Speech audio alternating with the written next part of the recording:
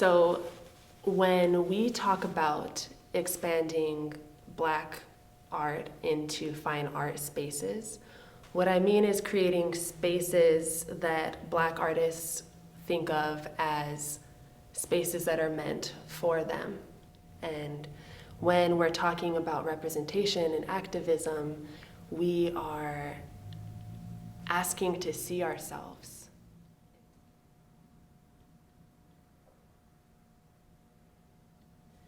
As an artist, I'm informed by decolonial mindset. What that means for me is I operate off of the assumption that all institutions, education, medicine, science, the arts are part of the colonial project here in the West. And in resistance to that, I must address it at all levels, address the way that it is inherently affecting me and people like me, and the radical act of being critical. We must look at these systems and question who's benefiting from them, because somebody is. The colonial project relies on domination and exploitation of bodies, land, abilities, the mind, and the psyche. And so to actively apply decolonial mindset to your life is to ask, where are the forces of domination?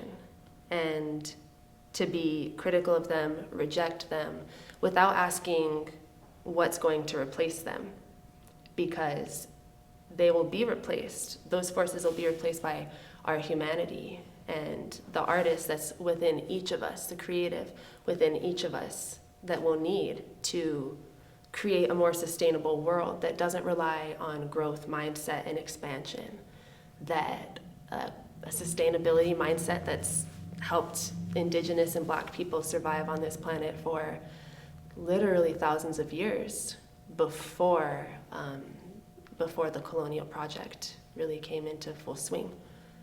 And when we think about activism, I've recently adopted the term of ongoingness. I don't want to be empowered. I have power. I don't want us to try to empower marginalized communities. They have that. That is given to them. What we want is to contribute to the ongoingness of all people. When we love somebody, we want their ongoingness. When we love our child, we want to feed them, we want their mind to grow. And when we look at communities and activism, I want all peoples to have the ability to thrive and to go on. Kianah Jay's vibrant paintings depict the boundless feminine form. Originally a dancer, she blends her intuitive body knowledge with explosive color palettes, indigenous rhythms, and historical context.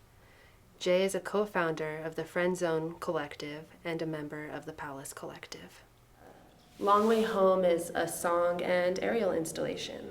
I initially wrote Long Way Home after a dream I had of being abducted by an alien spaceship, and how accepted I felt in what my role was in the universe, and how even in this universe I'd created in my mind, I felt more celebrated and more necessary than I've ever felt down here in the earthly realm.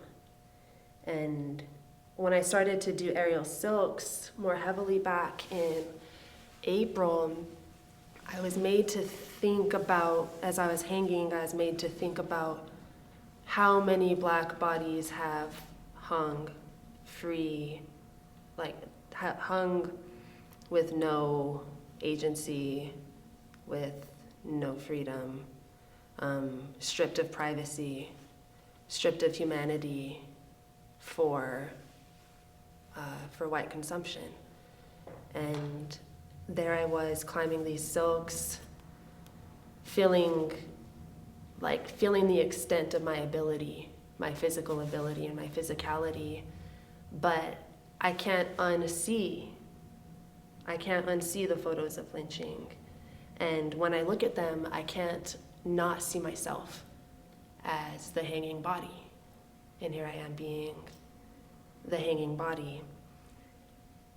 And it was important to me in making this installation that I was telling a story. I think what I want people to understand about it is that it's my own healing and reimagining myself and reimagining Black bodies and depicting them as the powerful entities that they are. I love that about being Black.